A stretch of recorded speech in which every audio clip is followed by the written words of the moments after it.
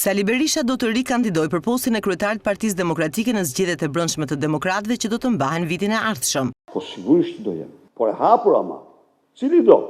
Ky ishte reagimi për deputetin Besar Xhaferi, sipas të cilit Berisha duhet largohet nga drejtimi i PD-s nëse zgjedhjet e 11 majit nuk ripërsëriten. Berisha i kërkon deputetit të ri të lexojë drejt nenin statutor për dorëheqjen e kryetarit të partisë. Sipas Kreu Demokrat, dorëheqja vjen kur ka zgjedhje të lira dhe jo farsa. Antar mbështetës i kësaj partie do të jetë i lirë të shpreh çdo mendim që ka.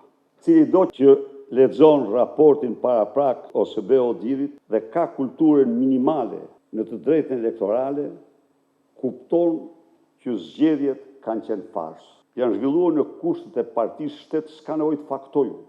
Pa vëmendjen e Berishës nuk mund të kalonte edhe lajmi tjetër ku ish deputeti e Partisë Demokratike Zheni Gjergji u emërua drejtuese e Spitalit Elbasanit. Por Sali Berishën, të gjithë ata që shkelmojnë mbi atë besim dhe mbështetje janë automatikisht jashtë kësaj force politike, sepse 99.9% mos më shumë, ose 999% të atyre që i kanë mbështetur këta individ, ndërkohë janë pa punë, në kushtet vështira, por nuk hipen.